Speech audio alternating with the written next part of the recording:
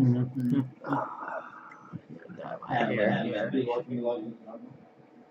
Okay.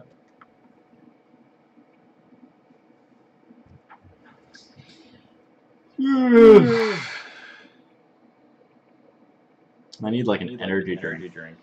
Like a 5-hour energy. I haven't had one in a while.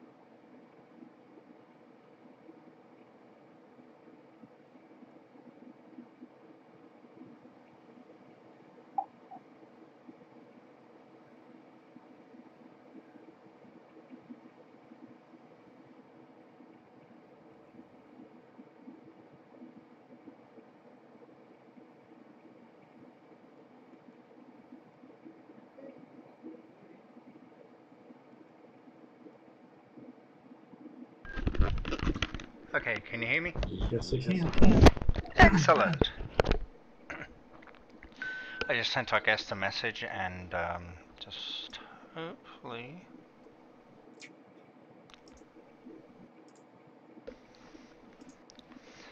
he'll be logging in a minute. And hi, Guy Davis. He's in our behind-the-scenes camera. Nice. Welcome. Yeah. Not too much comes out in the behind the scenes over here.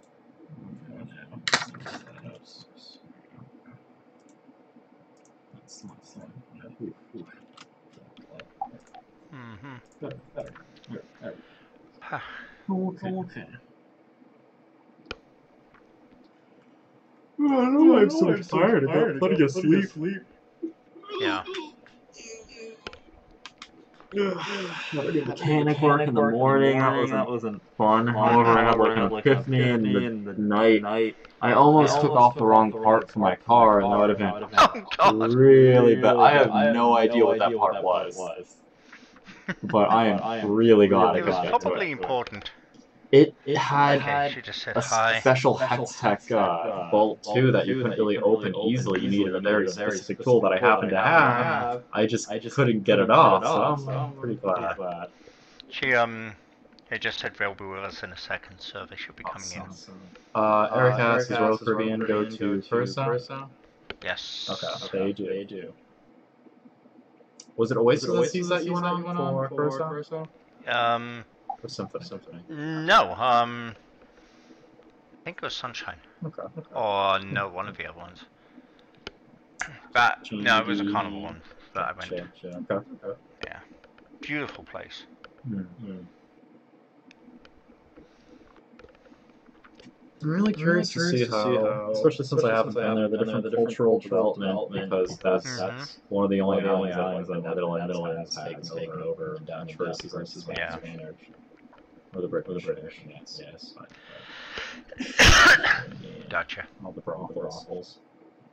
Hey, Guy Davis, can you hear the audio okay? I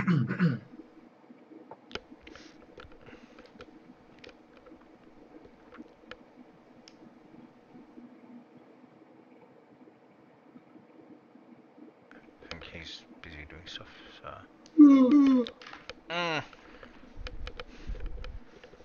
I always get worried at this point when we're waiting for the guests to arrive. It's 10 minutes beforehand.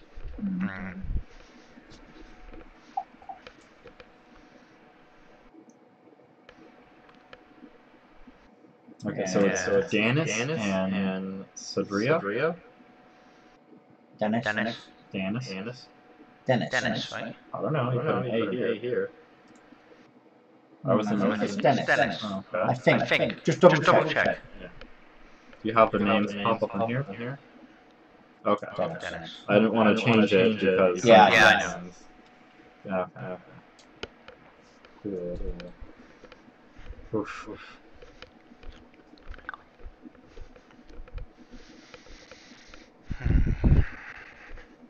Yeah, I'm interested to see how long the show shows Shally. Because usually when Shally is on, and you do have like everything else, it usually goes to about 9, 15. I think without her, I'll probably end up about 45, 50-ish. Well, yeah, I mean... Feels a reasonable amount, though. Yeah. It's a shame, though, because she does have like good segments in there. I just wish she broke it up a little more, because looking at this one, it seems very long. Well, I think what she was going to do is do interaction with the viewers, kind of like we do with that's why I wish she broke it up more, because this is already so long, and then having an extra interaction, you're going to have a lot more substance. Usually that's probably going to be more than interview and two of the other segments together. Yeah.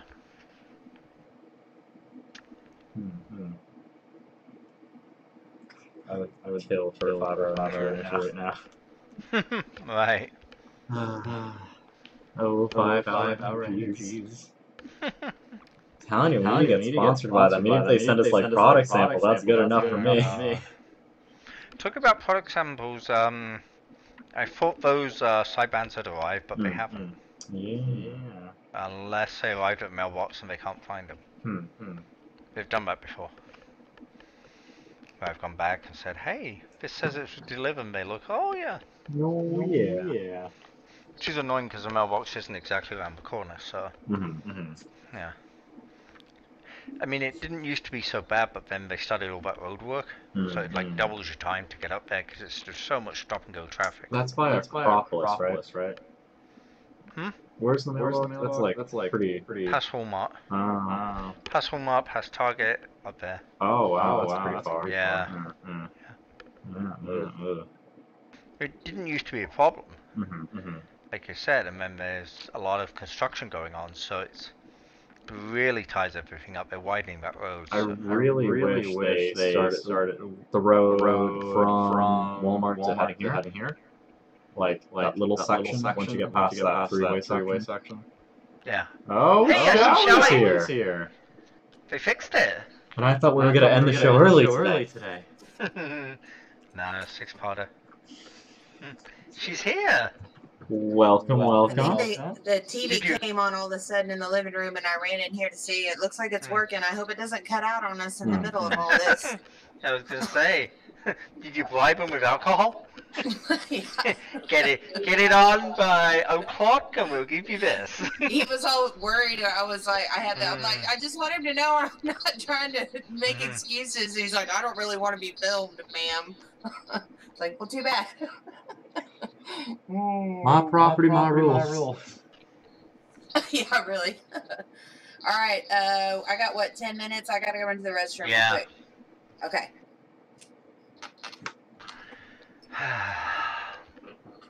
Okay, sounds good. Let me know now. Still no job.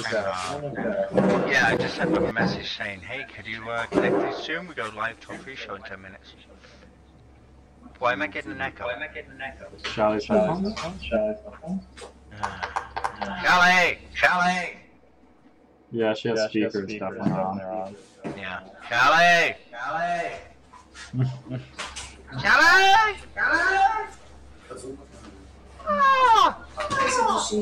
Je moet dat echt mee naar buiten nemen, want je kan straks niet weer naar binnen om. I don't think that's Shalley. I think that. Oh, okay. And but their video isn't on, but the speakers are on Facebook. Is het ja, ik ben hier. Let me kill her audio. It's the guest. Where's that coming from? It's for them. It's their camera. Their video isn't on because they're speaking Dutch. Oh, okay. There we go. Oh, hi guys. Hi. There we're like, what is that? We had like a tape on the camera. Oh, okay. I don't know why. Can you turn the audio level down just a bit? We're getting echo. Okay. Yeah, okay. That should. Is it okay like this? Yeah, that's good. That's much Yeah, better. much better. So, hi guys, how are you doing? Hi. Good. Nice. How are you guys? Not too bad, not too bad.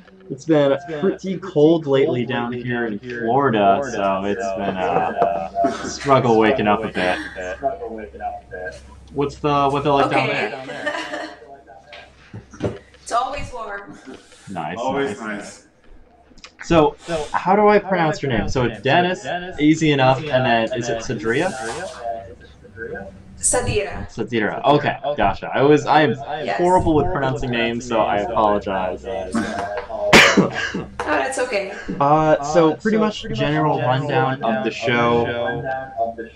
We go live for our pre-show at 7:50 p.m. Eastern Standard Time, so in 9 minutes. This is kind of like a time where we just chit-chat with people coming in, make sure that the audio and the video is working fine, and then right at 8 o'clock, so in 20 minutes or so, we go live, and then at that time your microphone and video is going to be muted, and then we'll bring you back on the show in a couple minutes after we go live for that.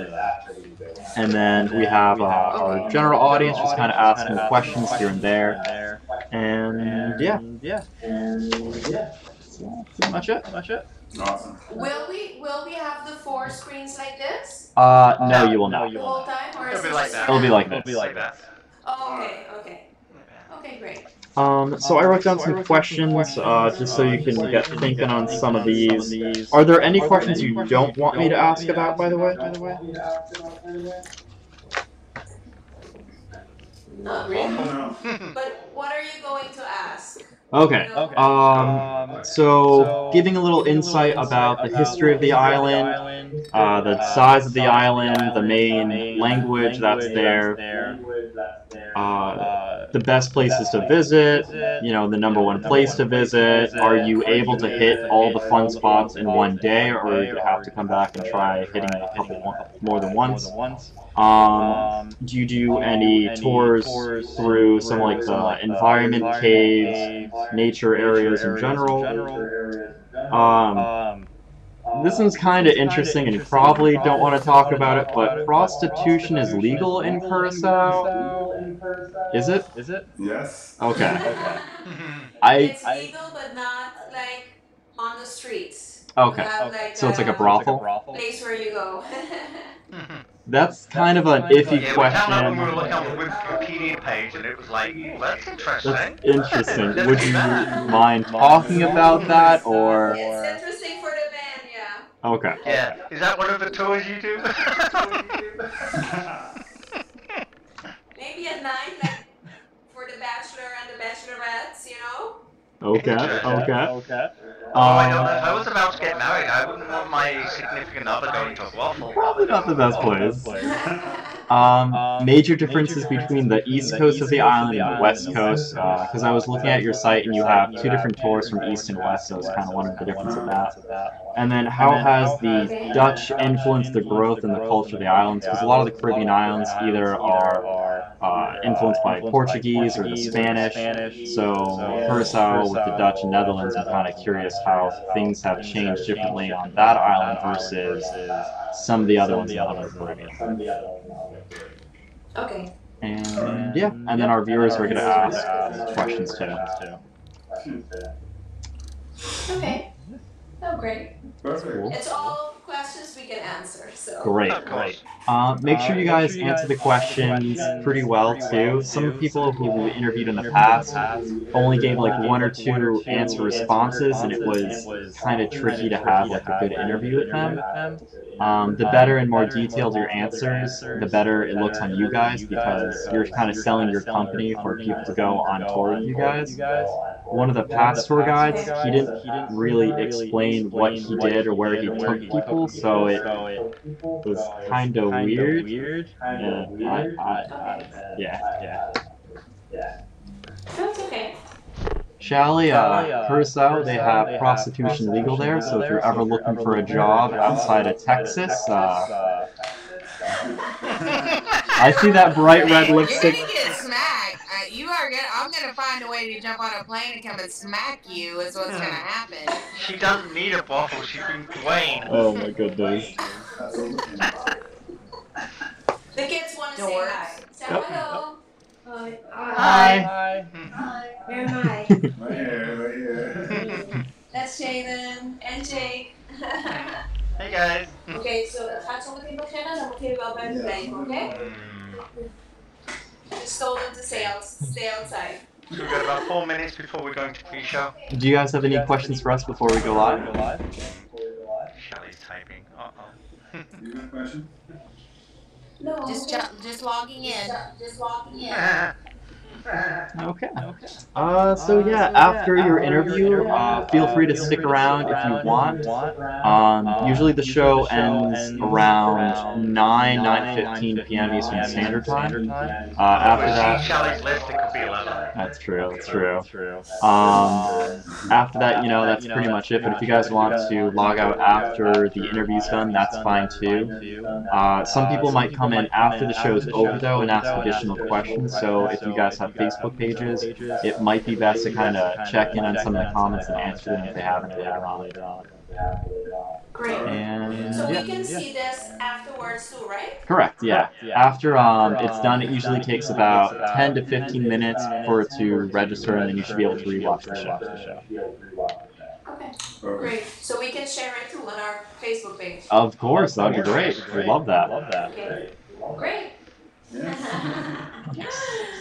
If you guys have to use the bathroom, our background. it's good. Looks nice. Our background. Looks good. The TripAdvisor Awards.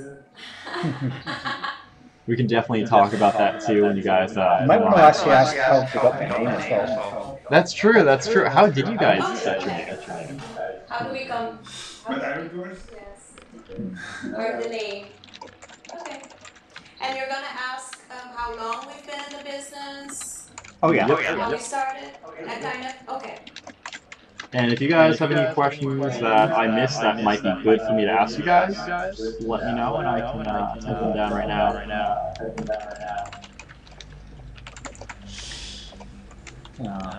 Remember to start on the wall once the show goes live, just keep twice. You can see a lot of Okay. Cool. Gotcha. So I'm going to start. Let's go. We need it. Yep. Awesome.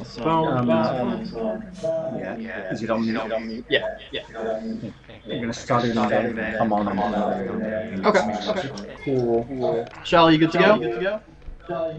Yeah, lots of echo. Is that just because birds on? Yeah, there's still a bit of an echo. Do you mind turning it down just a bit?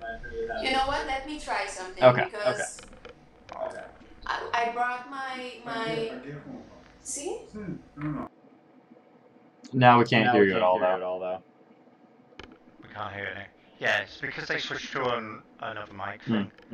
We should have Oh, because the echo is really bad on mine. I don't know if y'all can hear it, but it's real echoey. Yeah, we can. I mean, slight echo versus no sound, though. It's kind of, yeah. It's because they're not wearing headphones. It's hard to do with two people, though. Yeah, I know, that was the only problem. But I mean, we're the only ones that hear that, right? Not the viewers, right? When it goes live, they'll hear the echo as well, unfortunately.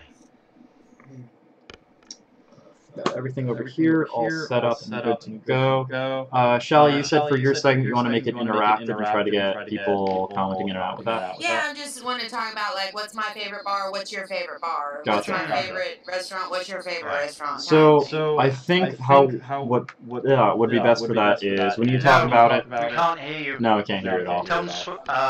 Can you hear us? Mm-mm. Thumbs up. No. Okay. Let me send him a message. So Shally, it would probably be best for you to talk about, your favorite bar, and then I talk about it, and after I'm done, I'll try to pull up relevant questions if there are any. That way it gives people a little bit of time to type it in. I mean, like, my favorite bar is, what's your favorite bar, Matt? Alchemy, of course. Anyone with alcohol in it. Pretty much. Yeah. I didn't like the club bar, though. That was my least favorite. Famous last words. The disco thing, yeah. I just wish that they would change the music up a little bit. It's become like nothing but rap music, and I mean, I want to hear some old school funk, country, Texas songs. Yeah. About my old truck and big green tractor. We don't have our guest's audio. Gotcha. Well, that's your department, Bird. Get on that. I'm trying, but they can't hear me. I think their video cut off. Huh? Their video cut off. They probably disconnected, so they'll come Yeah, back they in. did. Yeah. They're coming in now. Okay, yeah. Yes. Okay. We can hear you. Don't make any changes. No. I think the echo is gone too. It's not as bad. Okay. So we are now in pre-show mode. Ready? Ready to go. And Alright. second. Going live now. Hello, everyone, and welcome back to another episode. Well, pre-show. We still got about 8 minutes until we go live to our main show. Well, we're live now, so yeah. 8 minutes till we go to our main show. So for those of you who are new to the show, we do a 10-minute pre-show usually beforehand. This is just to make sure that our audio is working, our visuals working. Our guests are here. Shally got all of her wine all ready to go for the rest of the show. So, yeah, I'm Matt, the host, and we have I swear I'm going to get pointing down one of these days. We got Shally up here, our co-host, our wonderful guest, Dennis, and Sadira, okay. Butcher it good, Matt. Butcher it in Matt's style. I'm working on this. I'm working on getting names. I'm working on it. Okay, and then of course we have Bird down here. So guys, the question of the day. Bird, if you want to bring that up really quickly. How many of you have visited Curacao, and what was your favorite moment of visiting Curacao? So guys, our guests tonight are going to be talking all about the wonderful island of Curacao. They are island tour guys. So if you have any questions at all about Curacao, make sure you get those questions ready to go. Hey guys coming in. Hey Joyce and Richard, how are we all doing today? So I personally have not been to Curacao myself. Bird has been a couple times and he says he really enjoyed it a lot. Shally, have you gone to Curacao yet? I haven't. That's one stop I haven't been to yet. No, Really? Wow, that's unusual. I'm kind of surprised. To our new tour guide connections over here, I'll be calling in a favor soon. Oh God. You should. We're definitely going to be talking about actually the Curacao drinks too, because Blue Curacao is pretty popular in a lot of American drinks. And I'm assuming it originates from the island. I actually have a little segment later on talking about the science behind it, but I'm kind of curious about what real island Curacao tastes like compared to like some of the commercial brands. Have you ever had like some of the rip-off brands before versus real ones? Is there a pretty big difference, or? From the Blue Curacao, you mean? Yeah. Yeah, I mean, I don't really drink hard liquor, but I mean, they make it here. The original one is made here, but I mean, many other companies in the world do make the Blue Curacao liquor because they can put a patent on an island name or on a country name, so nice. They couldn't stop other companies from making it, so that's why. Gotcha. But we haven't tried them. We haven't tried the rip-offs. Just the original one. Yes. I mean, feel free to send me the original one up here in the US, and I will be sure to give you a wonderful, detailed layout. We'll trade.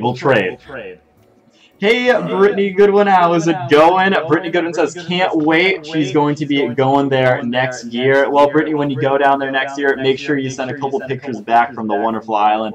I have not been there myself either, so I am really excited to hopefully go in the future for my birthday cruise later on. The main spots I really want to hit are Belize. I really enjoyed that area. Cuba would be awesome. Puerto Rico and Curacao would be really cool to visit too. Those are all places I haven't been to, except for Belize. I've been there before, and that was a really fun experience. Yeah. So, were you guys completely born and raised on the island? Yep, born and raised. Both of us, yes, both of us. Nice. Yep.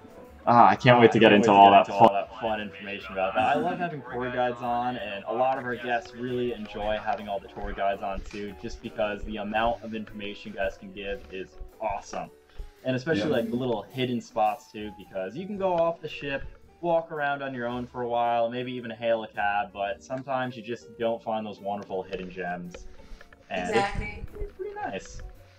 Shelly, have you ever just kind of wandered off on a port, or do you normally use tour guides to go around, or how do you kind of... I think her ankle bracelet stops her. Well, we pretty much, with the big group cruises, we make a connection with the tour guide and stuff, and we usually end up being able to do something a little off the beaten path. I mean, I'd rather do that than, what everybody else is doing. Sometimes if you just walk a block down the tourist section, you can find the greatest restaurants and the greatest bars and everything. If you just, you can't wander around everywhere because it might not be safe, but there are some places it's nice to just go and see what the locals see.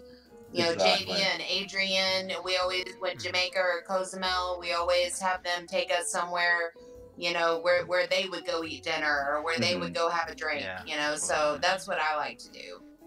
Oh, and of course, Can you ask people to share a couple other questions too that I'm going to be asking is all about the food. I am a huge foodie. I love trying tons of food, so be prepared to get bombarded with questions about that later on. We love food too. Ask people to share, man.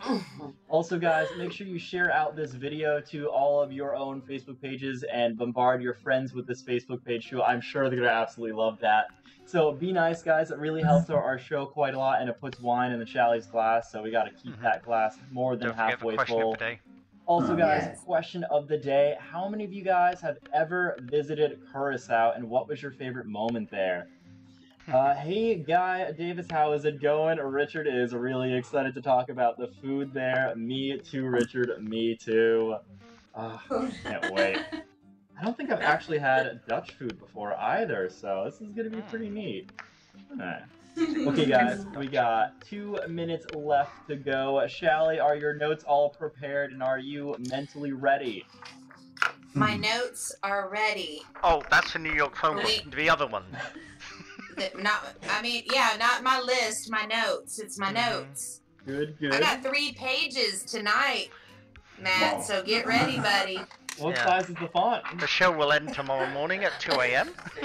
You did your homework. I always do my homework.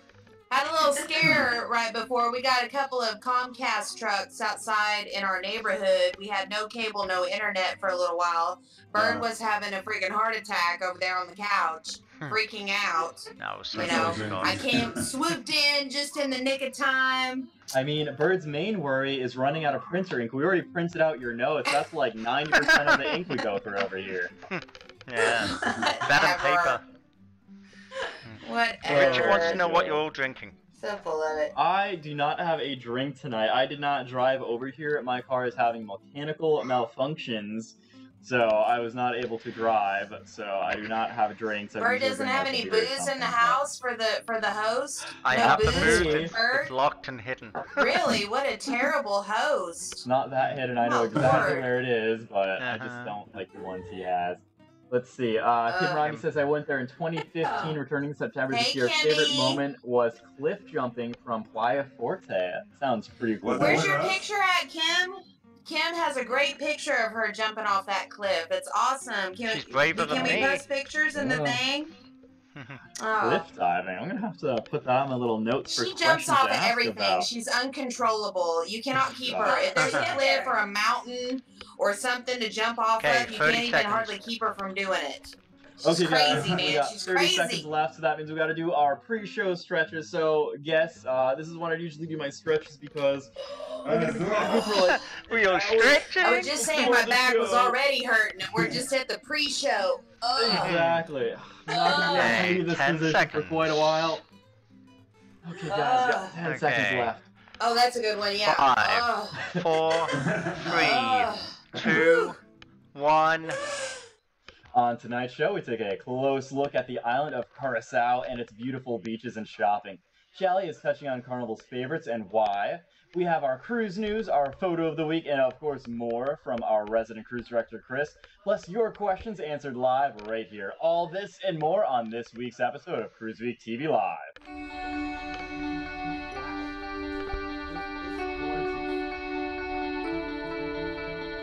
Switch your streaming social over.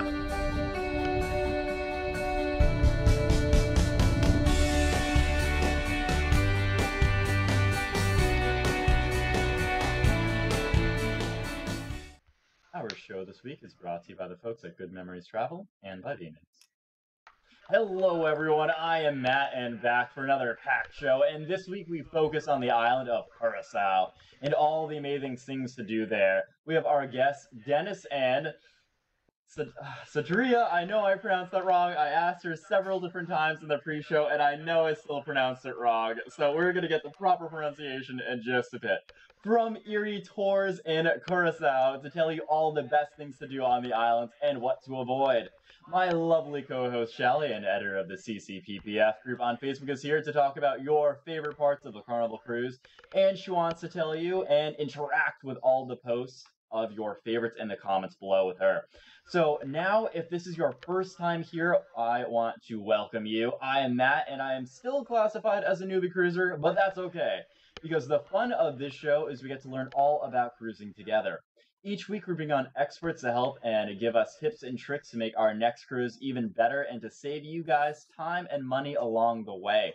In a moment, we will be talking to our guests from Curacao and taking all of your questions. So if you are on YouTube or Facebook chat rooms, feel free to post your questions in there and we'll try to pick them up and put them to our guests. And while you're doing that, let's take a look at our photo of the week. This week, we asked the Decorate Your Doors group for their best photo of their decorated doors, with them also in the shot. There were a lot of great doors that we could not use because our rules state that you must also be in the shot. But it came down to two, and eventually we picked this one for the amount of work gone into it. This was sent in by Jenny Simic Hall from her 2017 Halloween cruise on the Carnival Breeze. That is one great door, and thanks so much, Jenny, for sending that photo into our show. Each week we pick a new Facebook group for cruising and ask its members to submit their best cruise photo. Next week we could pick just the group that you guys are in. When you book a cruise, you can book it online, you can call the cruise line direct, or you can save some extra money and call a travel agent. Having a travel agent not only can save you money and cashback incentives, but extra gifts. And sometimes there could be problems when you're booking it yourself, but it can be a lot nicer if you have someone on the inside to help sort it out, rather than just calling a random rep on the phone at the cruise line. Good Memories Travel is a full-service travel agency that offers you cashback and incentives that you won't get booking direct with the cruise lines. Why would you pay more for less? You can call or visit Good Memories Travel on the web, and it costs you nothing to compare a price and see the superior service and extras you would get when you go through Debbie and her team for your next cruise vacation. They cover all cruise lines, and if you are a new cruiser, they can suggest the best ship to suit your cruising style. Give Debbie a call or visit their website today and see just how much cheaper it can be. Debbie can reach directly at 321-338-2953, and of course their website at goodmemoriestravel.com.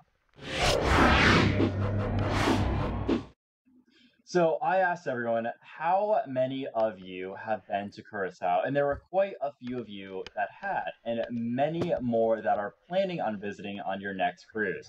Now, I have not yet been to this port, but our producer Bert has, and he was telling me how it's one of his favorite places with plenty of easy walking distance from the ship.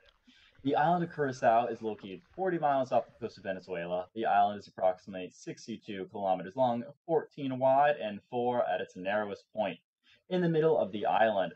It is generally flat with a little of a way of hills to climb and has a population of 160,000, with the primary languages being Dutch, Papiamento, and English. So now I have given you a little overview of the island. Let's talk to the experts who live and work there. Welcome to the show, Dennis and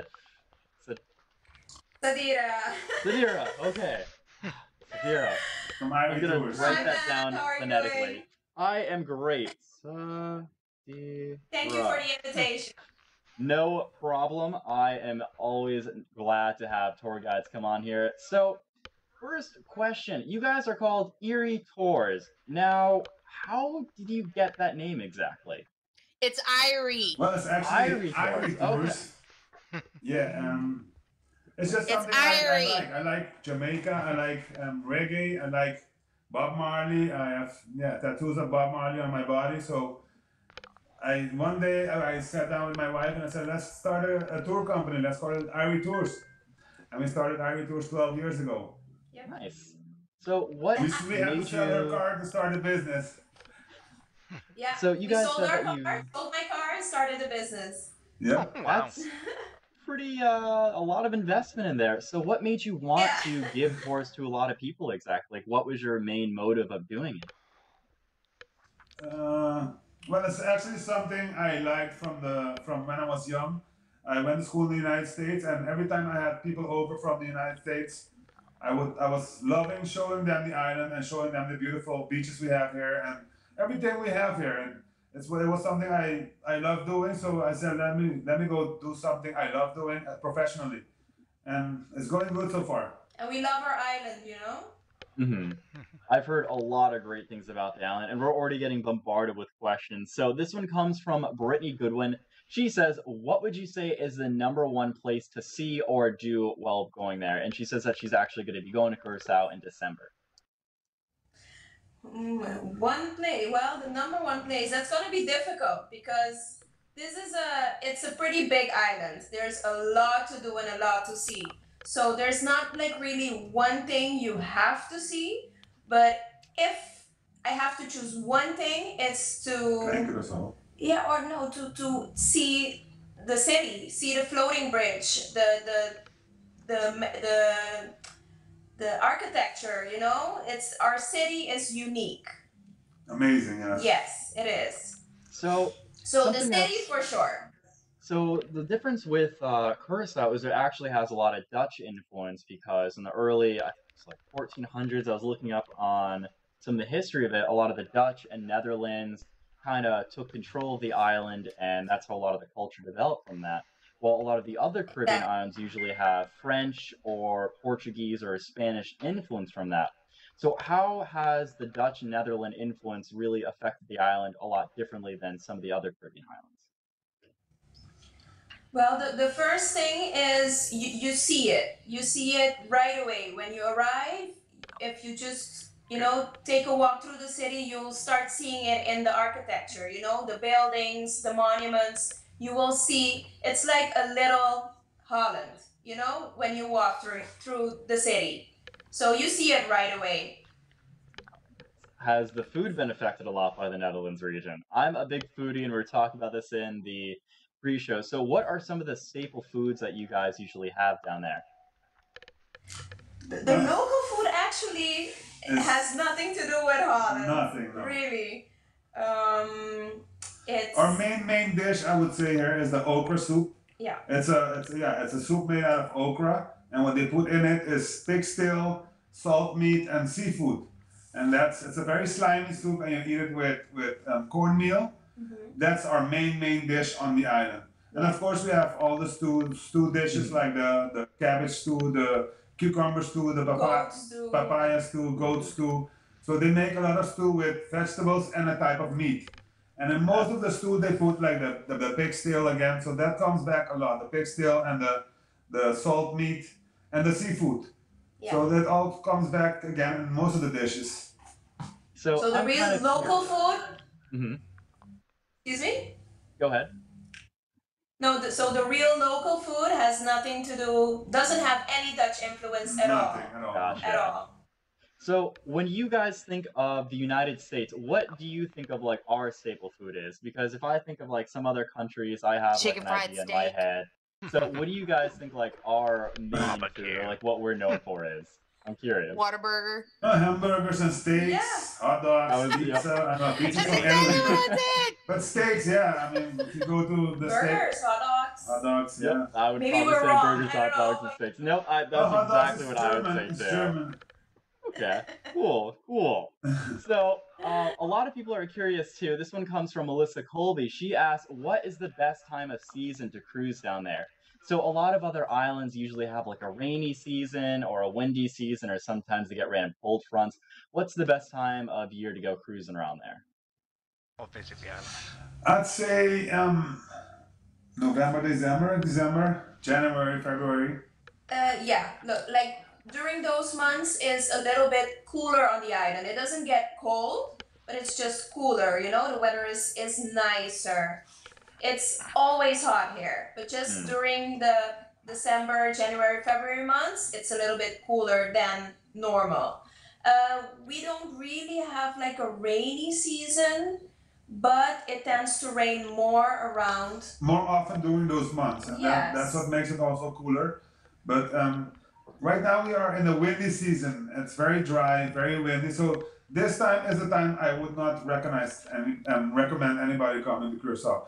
If it's the best time is like she said, those 4 months when it rains a little bit, it gets a little cooler, and that's also when we have the high season of the cruises. So it's anytime is fine for you to come to Curacao. It's just great there. Back to you both. Do you guys ever get affected by the hurricanes? I know there have been quite a lot of hurricanes that swept to the Caribbean earlier on in the year. Did any of them hit Curacao, or are hurricanes not really a big issue down there? Not at all. No. Not at all. We're blessed. Yes. Wow. They say we have a 0.3% chance of getting hit by a hurricane. I've been living here all my life, 46 years, and I've never experienced a real, like the eye of the hurricane. Of course, we've had, the tail of the hurricane go by, and we get some extra waves at the coast of the island, some extra wind, some more rain, but we've never experienced like an eye of the hurricane on this island. I've never experienced Back one. to you both. So, for a lot of the island, I was looking at your guys' tour page, and I noticed that you give different tours for the east coast and the west part of the island. So, what are the main differences between the east and the west of the island? Well, the East Coast is more populated. Yeah, and we go more of the touristy places, during the East Side tour, and then the West tour we go into nature. Our West Side has beautiful, beautiful beaches, caves, national parks, exactly. So during the West Side tour, it's called the All West Beach Hopping Tour. You can see it on the website too. We go to the West Side, where most people don't go when they're here on vacation. Especially when they're here during on a cruise ship. If they don't book anything, they don't go to the West Side because it takes a longer time to get there. Most people then come back to you both. Most of the tours that are sold on the terminal, for example, go to the East Side because everything's closer by.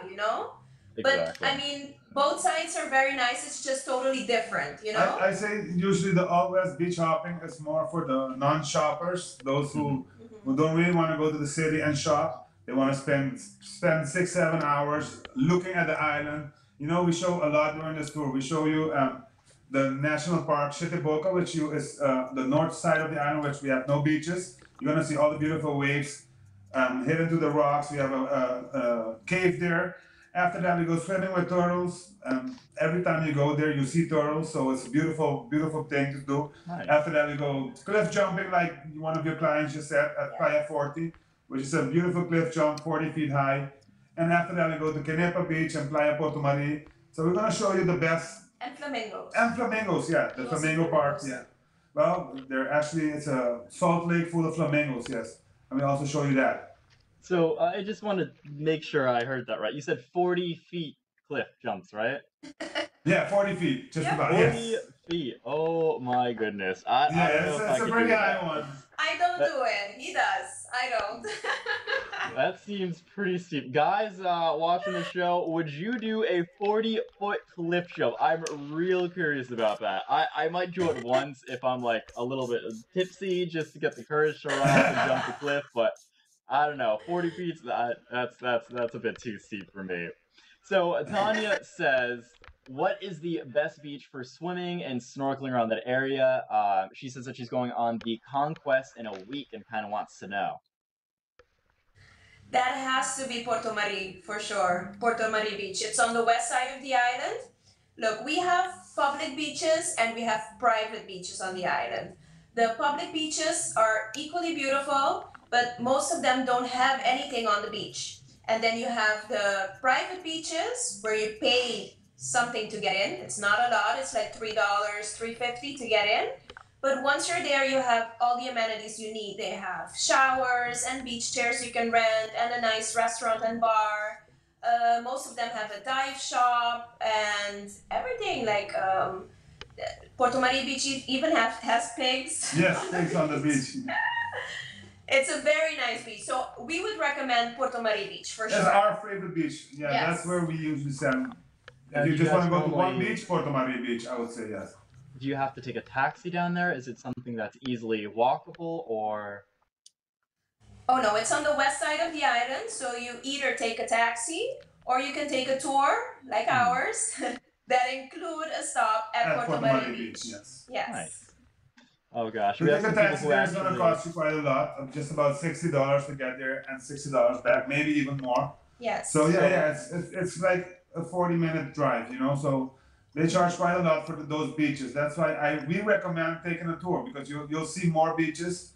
You'll spend an hour to an hour and a half on all the beaches. So it's amazing. If you're going to be here just for one day, you should take the all-west beach hopping. Now, what's the main currency that's there? Going to a lot of the islands, sometimes people get a bit confused with currency exchange rates. How easy does the US dollar kind of mingle with a lot of the tour guides and tours and just everything on the island in general? Well, actually, very easy, because I mean, our Dutch, our guilder is connected to your dollar, so it never changes. So every time you go to the bank, you will get the same amount for your dollar. You can also pay with your dollar anywhere here on the island. You'll get an exchange rate of about a guilder 75. So for each dollar, you get a guilder 75. But if you go to the bank to get change for your dollar, you get about a guilder 77. So it's not that much different, but your dollar is always welcome here. Yes, you can use it everywhere. Okay, that's really nice, just because I know going to some places in Mexico, if you want to go to one place, it'll give you, 10 pesos back. Some place will give you 20. It can just get really confusing. Yeah. So I know this is a lot easier. Always the same exchange rate. Oh, gosh. Okay, so Mark Allen and a couple people really want me to ask about the pistachio liqueur. So tell me about some of the pistachio liqueur that you guys have there. Okay, well, it is made on the island, but it's not like a staple, like local thing like the blue curacao. No. You know, but it is made on the island.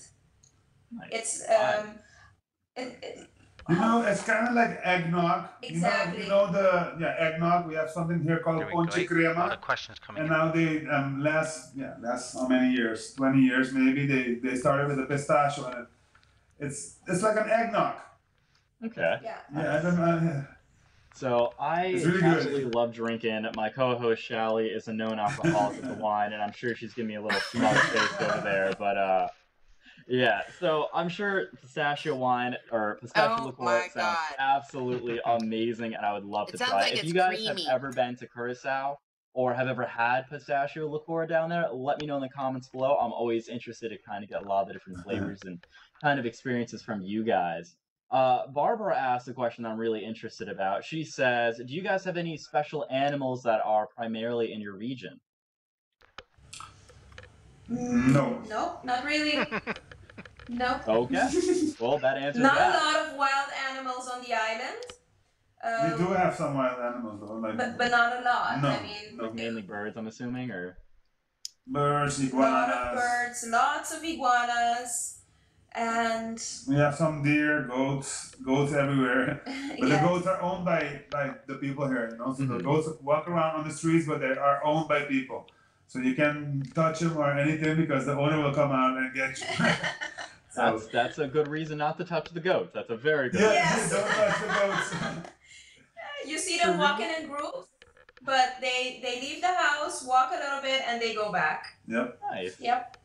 They feed themselves outside on the streets, yeah. So I'm assuming goat is kind of very common meat to try to get in Curacao then, or? Yes. It is. Yes. It is. Goat stew is very, very popular here. That sounds amazing to me. I absolutely love soups and stews, and I've been dying to try some goat lately. I know my parents are not the most adventurous when it comes to food, so when I send them pictures and tell them what I'm eating on some of these islands, they're like, "Oh, I could never eat that. That's such a cute little animal. It's cute, I can't eat it." I'm like, "But the cute ones usually taste the best. I'm sorry, they just do." Anyway. We eat iguana here too. Yeah, we eat iguana soup here. We had a vegetarian on our first cruise with us who was eating iguana, and we're like, "Oh, that's interesting. You know, I didn't know iguana was considered a vegetable to you, Spencer." So he was telling us that it tasted just like chicken, and he really loved it. So, I mean, hey, I'm a foodie. I would love to try different foods. Guys who are watching right now, would you be adventurous and try a lot of some of the dishes that you wouldn't usually get in the US? Let me know in those comments. This one comes from Charisse Colley, whose name it's taken me a very long time to pronounce correctly. She asked, what are the number 1 and 2 best items to bring home for souvenirs? Usually I like to bring home alcohols, of course, but do you guys have anything else that's really nice to bring home? I would say the blue curacao, and a nice thing is at the distillery, they sell like a souvenir size. So you get like a pack with all the flavors, and they're small like this. Instead of buying the whole bottle, like a big bottle, you can buy like a pack of 4 to 5 of the of the different flavors. That is nice. Mm-hmm. Monday, Tuesday, Wednesday, Thursday, Friday right there for me. Perfect. So a couple people are asking the price of your tours. Do they vary for the East and West Coast? How flexible are you guys with the prices exactly? Yes, we have different prices. The East Side tour is $25 per person. It is a 2-hour tour, and we stop for 2 hours at Mambo Beach. Now, the beach is optional because sometimes you get people that are not really interested in the beach. So we do it, on this tour, the beach is optional. So it's either 2 or 4 hours total. So it's going to be 4 hours, including the 2 hours at the beach. So it's $25 per person. It includes the entrance fee at the beach because this is a private beach. So you normally pay $350 to get in, but that's included in our price. And during all our trips, we have drinks on the bus. We have beer, Coke, Sprite, and bottled water for you included in the price. And then we have, for example, the beach hopping tour. That's a longer tour. That's 6 hours total. That's $65 per person. But it includes the entrance fee at the national park. It includes snorkel equipment, all the drinks you want. Again, it's unlimited during the trip. And also the entrance fee at Puerto Mari Beach. Yes. That seems like it's pretty reasonable. I mean, if the taxi ride to the beach is going to be $60, I mean, it's definitely worth it just to book with you guys. Plus, just the drinks in general are definitely worth it. It's always nice to sit back, relax, see the scenery, have a couple of drinks, hang out with the environment. I think I was also looking on your site, and you do a cave tour, I think it was? Can you tell me a bit about that? I love that stuff. Oh yeah, it's a beautiful tour. That's called the Surf and Turf Tour. It's part land, part sea. So you're going to be going first to the Hatta Caves, which is a beautiful, beautiful cave we have here. You take there a 45-minute guided tour through the cave. We pay that for you, and then you get back on the bus. We go to the salt lakes of Willie Brothers, where you're going to be seeing the flamingos. And after that, Puerto Mari Beach for 2 hours for snorkeling. That's the Surf and Turf Tour, and that's $50. And that also includes the entrance fees and also the drinks. Does that have the snorkels with it too, or? Snorkel gear included also, yes. Nice. I've been to a couple different places in Mexico and some of the other islands where sometimes the rentals can be pretty pricey, and some people have mentioned to me, oh, why don't you just bring snorkels with you? But that takes up a lot of space in your bag, especially if you're flying down to the ship. Then it's just like there's so much extra space. So we got a couple extra people. Sandy says, oh my god, the pistachio liqueur is absolutely amazing. It tastes great, especially on top of ice cream. Their bottle is gone. Yeah, Melissa Colby says, what does goat taste like and iguana taste like? I don't know if I would try them. I would probably get a bit queasy with it. Okay, so goat. Goat tastes like meat. It just have to be prepared right, you know? It's more tender, and it just has to be prepared right, because I mean, if you don't clean the goat right, it's gonna smell in the food. You're gonna smell kind of like a fresh smell, you know, of meat. But if you clean it right, they use lemon and vinegar to clean it. If you clean it right, the goat tastes really good. The iguana, it tastes like chicken, but it's much better than chicken. I don't say it tastes much better than chicken. It's much tender, much softer. It's got more taste, and it's much healthier because iguanas only eat vegetables, they go out and catch them leaves themselves. and vegetables. So it's a healthy meal. Nice. So when I was looking up some of the history of Curacao, and I mentioned this briefly with you guys, so I think you know what question I'm gonna ask. So brothels. Tell me a bit about that on the island exactly. He can tell you about it. Really? No, what we have here is because back in the days we have such a big harbor here. We had a lot of sailors visit the island back in the days, and they thought it would be a good idea to have one of this a place where the sailors could go spend their evening after being so long on the ocean, of course. And they opened this place called Campo Alegre, which is Club Mirage, and it's an amazing place. It's a huge resort with about 150 ladies walking around there, and it's amazing. I mean, you don't just go there to sleep with somebody. It's got bars, restaurants, shows, and live shows, and even on Tuesday nights, women are also allowed in this place. So it's a great place to visit, especially for men. That was the most PG way that you guys could have said that, and I applaud you for that. Like that was pretty great. That was pretty great. Okay, we got a couple more questions coming in. This one comes in from Kathy. She says, "What is the local beer over there?" Local beer. We used to have the Amstel Brewery, but it closed down. Right now, we don't have a local beer. We don't. Locally brewed, we do. It's called Montana beer. Yeah, they started a new beer. It's small, you know. It's small. It's not so big yet, so no. Going back to your boat. We used to have the Amstel Brewery here on the island, but not anymore. So what's the major source of employment on the island at Charisse Kali? Is it mainly tourism, or I think it was oil refinery might be somewhere in there? I saw a couple bit of that, but I'm not quite sure. Yeah, too bad is the oil refinery the number one source of income now. I think tourism is the number two source of income, but we have an oil refinery. It's quite big.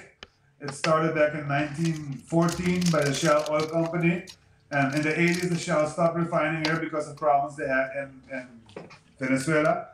And what we did is they sold the refinery to the local government for $1, and we rent the refinery out to the company from Venezuela called PDVSA. But next year that contract also finishes, and we don't know what's going to happen with the refinery. We wish it to go from here. We don't want the refinery here because it's not nice. It's in the middle of it's close to town. So when you cross the Queen Juliana Bridge, the tall bridge, you see a beautiful city on your right, and you see the refinery on your left. Yes. But I sent you a lot you know, and the pollution. We don't think it's nice. Mm-hmm. But I mean, a lot of people have jobs there. So a lot of people have good jobs there. So. Mm-hmm. So I'm going to ask a couple more questions, and then we're going to be wrapping up the interview. So how much stuff is there to do right outside of the port? I know a lot of people sometimes just spending a lot of money on their cruise ships, they can't afford to do tours, so they're looking for just little things here and there to do walking right off the ship. What would you guys recommend that's in walking distance around there? Walking distance. Okay, the floating bridge is a must-see. You will find it right in the middle of town. The Jewish synagogue is also in town. Beautiful. It's really nice. We have, for example, the Kurahulanda Museum for the people that are interested in museums. That's the Slaver Museum. That's also really nice. Just came in. The closest beach is Mambo Beach. It's not really walking distance, but to go there with a taxi, if you share a taxi with 6 people, it's only $5 per person. That's the closest beach. The aquarium is connected to the beach, so that's also nice to visit. Is there any crime or places that you should avoid on the island? I know when some people go to like Belize or Mexico, they're usually warned, hey, usually it's pretty safe if you go to these areas, but I would try to avoid this, just because, there's going to be crime somewhere, all the time. Of course.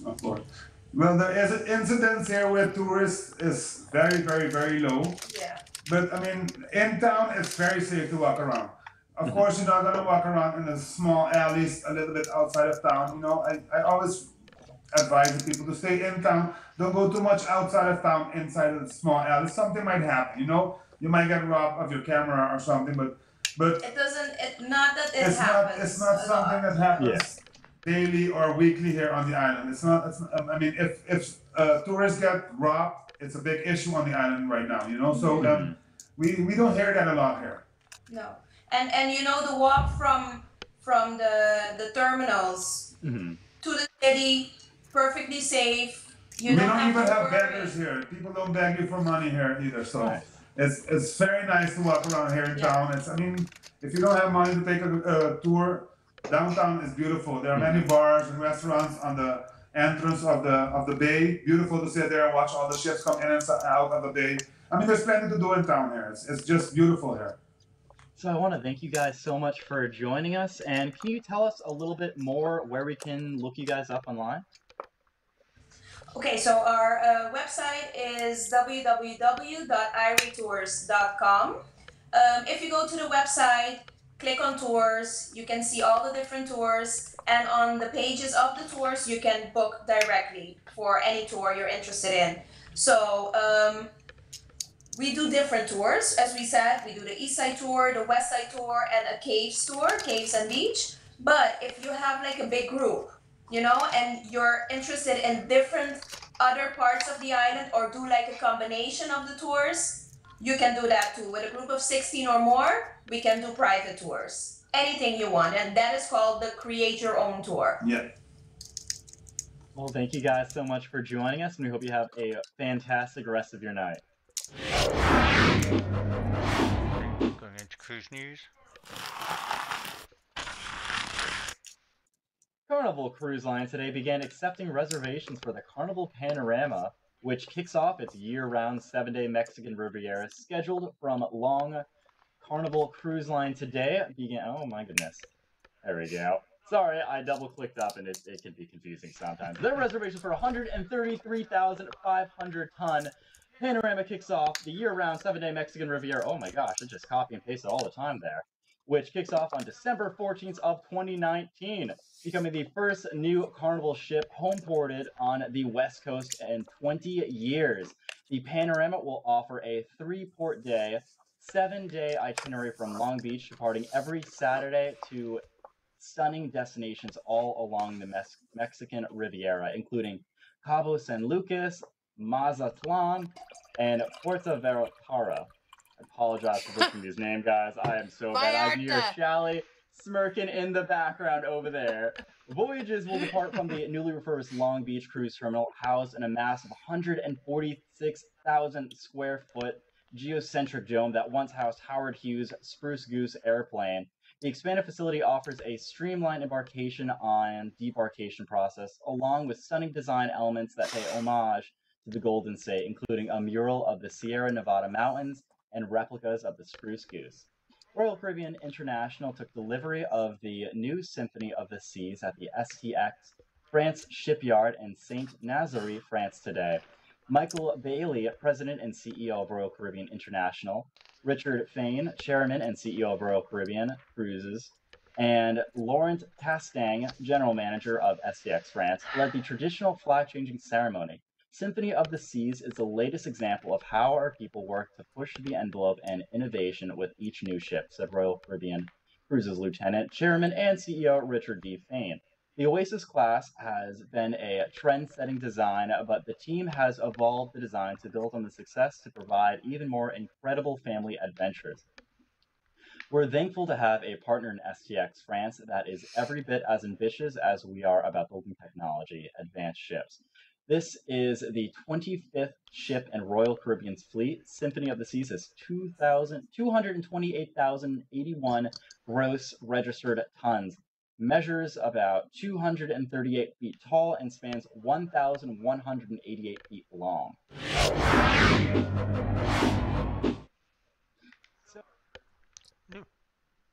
So our cruise shows and all the wonderful abilities we have to bring in guests remotely wouldn't be possible at the level we do without vMix. vMix is a live production software that powers our live show and many other high-end productions. From church services to football games, more and more live productions run on vMix. What our producer Bird really liked when he was trying to do the show was that they give you a full 60-day trial of everything. That way you can test it out risk-free before you buy for 2 full months. Then they have systems starting from just $350 up to $1,500, depending on your production requirements. If you're going to do any sort of serious live streaming, you need vMix. Try it free at vmix.com today. So my lovely co-host, Shally, has her drink in hand and is ready to talk about her favorite parts of the ships. But she needs your help this time. She will explain a little bit more. Hey, Matt, how's it going? It's going great. So, before we get into your segment, just tell me all my corrections so you don't have to yell at me later on. It's Puerto Vallarta. I don't know what you said. That was the best butcher ever. I'm trying. Puerto Vallarta. Come on now. I thought we need to get this boy out more, seriously. I think if I say it fast, most people don't pick it up, but I'm stated. No, we all got that one. We all got that butcher real quick. There was no mistaking it. So let me explain your section, and then I'll, complain about your stuff. So I will attempt to pronounce all of the words correctly. But this week, I wanted to talk about everything that was my favorite thing on every ship that I've been on. Whether it's your favorite bar, your favorite thing to do. I see that Jason Tyler must be the bars. Ha, ha, ha. But, yeah, just your favorite activity, your favorite cruise director, your favorite ship. So this is what I came up. I'm going to talk about what mine was. Then I want to know what Matt's is, although he's only been on a couple of cruises, so it's a little, there's a whole plethora of information there, but so anyway, that's what we're going to start off with. So in the comments, I'm going to say what my favorite is. All of our viewers, you say what your favorite is, and we'll see how many favorites we have in common. So, of course, I'm going to start with my favorite bar, just like our viewer just commented. So my favorite bar, now this is close because I actually have 2. I couldn't say there was just one. I have 2 favorite bars. Do they have in the ship? I think it's only like 3. No, I mean, there are lots of bars. I mean, there's lots. I love them all in individual the Alchemy ways. Bar, the Atrium Bar, the Red Frog Bar.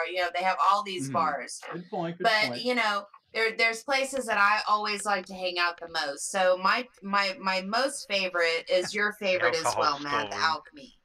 I love the Alchemy Bar because they serve unusual drinks and they present them in a very theatrical way. You have them pouring 7 martinis all at once. So it's really fun to watch them prepare your drinks. You gotta wait 5 minutes in between you get drinks, though, Shally. Well, no, like if you have the martini tasting, they have like a martini tasting and they do like all of them all at once and they pour them all together, like all separately. It's really fun to watch. That isn't part of your cheers, by the way. If you do the martini tasting, that's not part of your cheers package. You have to pay like whatever the martini tasting is. But not too bad. Right, and I mean, it's like 8 small versions or 5 small versions of all the martinis that you like. So, and they're really fun to watch them make those. It's very unusual ingredients, lots of herbs and spices and different fruits and vegetables and everything. So that's fun. But probably even more than the Alchemy Bar, one of my most favorite places to hang out on the ship is the Red Frog Pub. Not all of the ships have one, but it's a very casual, laid back atmosphere. It's like going to your local hangout. There's a live band playing music. They have all the, full bar. They have food available if you're hungry. When you're in the bar, but a lot of people might not realize this, but they have these little hot. When I say hot, I mean warm out of the oven. The little wasabi, the little peas covered in the wasabi, they're crunchy. Mm-hmm. So like you go to a bar, instead of having peanuts or something like that, they have the little wasabi peas that you can sit and snack on. They're really good. You probably missed that. You didn't realize they had those. You have to ask your waiter for them. But anyway, so for me, it's Alchemy Bar, Red Frog Pub. They tie each other. So I'm not sure what our viewers have to say about what their favorite were. Yes, Kim, the fishbowl. Seems the majority of people agree that Alchemy and Red Frog. The fishbowl is like this gigantic bowl of drink, and you need it's supposed to serve 4 people at least. So don't order one on your own, Matt. Unless you're Shelley. Pete Domino says that their medium feeds 4 to 6, but I can eat a whole one myself, Shelley. Yeah, this is booze, Matt. This is a little different than pizza. Okay, so more experience than pizza, then. It's huge. It's big. So you want to share it with somebody. Drink. So my favorite bar is the Alchemy Bar. It's always Did you see how he cut in there? He's like, I'm talking now. Okay, go ahead, Matt. What's your favorite bar? It's really great. I would say my least favorite is probably the Club Bar, and I don't think I've seen anyone post about the Club Bar there. I tried a lot of their drinks. I've tried their shots. It just seems very flat, and a lot of the drinks didn't taste that great, or they didn't really stand out to me that much. You're talking like the dance club, like Correct, the disco. The Club Bar, yeah. I mean, the other favorite one is the Art Gallery because it's free champagne too. Well, of course, yeah, but that's not really a bar, Matt. Not at the Art Gallery. It's not really a bar. Close enough. I have to agree with the nightclub. I mean, I like the nightclub. I like to go and dance, but it seems like a lot of times that they don't have a wide variety of music, and maybe I'm just getting old. But some of the music gets geared towards a much younger crowd, and I like to go to the club. Yeah, like but I want to hear some. I want to hear some old. What's his face? 40s. Doing the. I mean, go to the piano bar with then. the pants. No. I'm talking about like what's his name with the pants? God, MC Hammer. Wow. I can't believe you even know who that is. I mean, who was it last week? The last time you didn't even know who it was I was talking about? Because you were born in 1997 or something crazy like that. Anyway, moving on, or this is going to take all night, literally. Okay. So we have our favorite bar. So next, what's your favorite drink at that bar? How to choose. I mean, there's so many to choose from. But my favorite drink, for a long, you think you want a Miami Vice, you think you want a pina colada, you think you want these really, fruity. The thing is, they're so filling. You drink a couple of Miami Vices, you're so full you can't keep drinking because, you've just drank a meal in a glass. So for me, most of the time, I'm a Chardonnay girl. I like my wine. Or I like my extra dirty martinis, my extra dirty Grey Goose martinis, because keep in mind when you buy Cheers, all top shelf liquors included. So don't get the vodka when you get a martini. You get the good stuff. You get the Tito's. You get the Kettle One. You get the Grey Goose. It's included. Sorry about that. It's included in the price of your Cheers. So I like an extra dirty martini. When you go to the Alchemy Bar, their extra dirty martinis have blue cheese stuffed olives in them. I can just skip dinner and go have my martinis and my blue cheese olives, and I'm good to go. So, but anyway, so I'm a wine girl. I'm a extra dirty martini girl.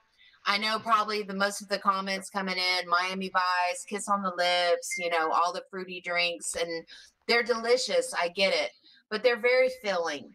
They really are. For me, it's like I feel like I ate dinner. Sweet.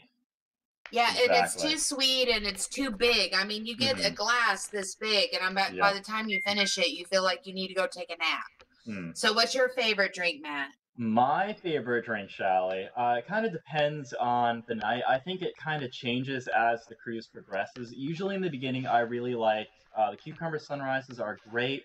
I really like the Chipotle Chipotle pineapple martini. But most nights, like right before dinner or during dinner, I really like a champagne Chambord because I like to feel bougie and really special and elegant. And Chambord is pretty expensive, but it just makes me feel nice. Yeah, it's bubbly, it's nice, it's happy, it's great. I can walk around the casino and I feel like nice and fancy. But I really do like my martinis a lot.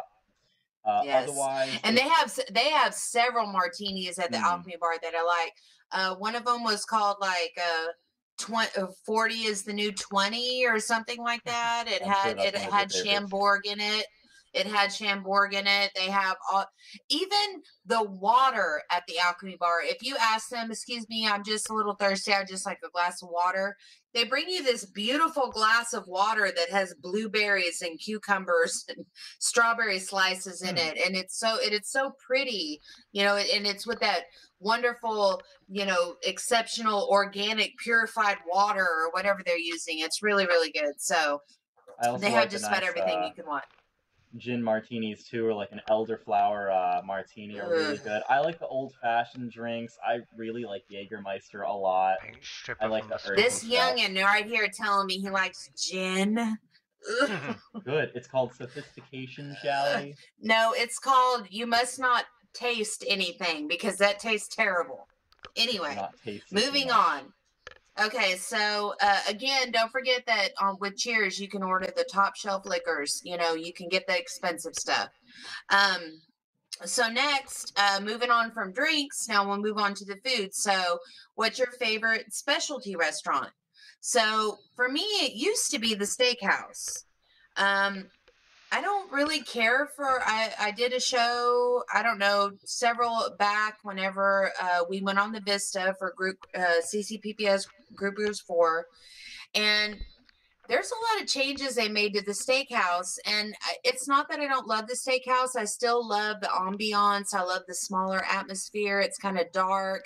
Got the candle on the table. It's very elegant. But most of my favorite things that I went to the steakhouse for, like the escargot and the crab cake and the cheesecake, they revamped the menu and none of that's on there anymore. So although I do love the steakhouse, and I would say that was my favorite at one point, I can't really say it's my favorite anymore. So I'm going to have to venture out and find something else. One reason that I do like the steakhouse too is because my husband loves Johnny Walker Blue Label Scotch, which is very expensive. And if you have your Cheers, it's included. But that's one of the only bars on the whole ship where you can get the Blue Label Scotch is at the steakhouse, because of course it's a steakhouse and people like to drink scotch with their steak. So we like to go there. What about you, Matt? Did you guys do a specialty restaurant on your cruises? We went to the steakhouse on the first one, and I remember, you should know this because you with the tank top. You had a tank top on. I remember this. The tank top incident. How dare they not let me in with my tank top? On the first day, cut me some slack. Sorry, old people, to offend you with your etiquette, but I'm still going to wear my hat. Anyway. Did he say old people? There was, like, when we first went in there, it was like a bunch of elderly men and women that were just kind of sitting down there, and they looked aghast when I walked in with the tank top, and I'm like, she had a fan, and she was like, oh my lord, he's got on a tank top. But the steakhouse was great. They gave us complimentary appetizers, which was awesome. But... Right, the chef brings you little things to taste, little tastings from Gigi's Asian Steakhouse was cool like that. They had little things for you to taste too. I would say I like the chef table the best. It's not really a specialty restaurant, but I think it kind of would fit into this category the best, the chef's table. just because it's small, it's niche, and I would highly recommend. Yes, I would say that would be specialty because it would, it's an extra fee. I think that, the steakhouse is $35, but I think the chef table is more like 75. Like 75 or so, but it's it's huge a little more meal. expensive. You get unlimited wine while you're there. It's 2 different types, a red and a white. Unlimited so that's cool. As many cruises as I've been on, I haven't gone to the chef's table yet. It's really great. They make you wear closed-toed shoes, and I'm not all about closed-toed shoes. I like to show off my pedicure. I mean, put like holes on the top. Wear like clear shoes. Then I don't know. No, I'm gonna go. I just have to find the fabulous pair of closed-toed shoes. Anyway, that's what's keeping me. So anyway, from there, so your restaurant. So what's your favorite meal? So everybody that's been on a couple of cruises or a bunch of cruises, there's always one night or one meal that you really enjoy. You always order the same thing over and over again. For me, my favorite meal is I really enjoy, for a long time, we would go to Lido Deck for breakfast. I mean, it's all right. But the dining room, I'd rather go to the dining room for breakfast than dinner a lot of times. Because a lot of times at dinner, we're partying, we're hanging out, we're doing stuff. I don't necessarily want to sit down to a 2-hour dinner. But if I'm going to eat breakfast, I always go to the dining room. I don't go to the Lido. You can order my favorite breakfast from there. I get the Eggs Benedict, but I tell them to put the hollandaise sauce on the side. And that means that they have to make me a fresh one that hasn't been sitting in the window for a minute or two. They got that tip from Sir William Burton. But anyway, so the Eggs Benedict, and at breakfast, it's kind of like a brunch. They have all these things on the menu that you might not realize you can get. Like, I usually get my Eggs Benedict and a slice of banana cream pie afterwards. You can get macaroni and cheese anytime you want, breakfast, lunch, or dinner. They have the bacon macaroni and cheese. They have the jalapeno macaroni and cheese. They have just regular macaroni and cheese. And you can get a banana split in the dining room, breakfast, lunch, or dinner. So I like to sit down for breakfast in the dining room. Yeah. Raquel, steak and eggs. They've got all these choices, and it's so much better to me, I think, than breakfast on the go in the Lido, it's fine. It's not that it's bad. It's just that I would rather sit down in the dining room for breakfast. What about you, Matt? Did you go to the dining room? I mean, no? I don't go to the dining room for breakfast, really. I'm not a huge breakfast person. If I do, it's usually just like a plate of fruit. And that's pretty much it. Like, I could eat a bunch of melon in the morning, maybe some toast and coffee, and I'll be good to go.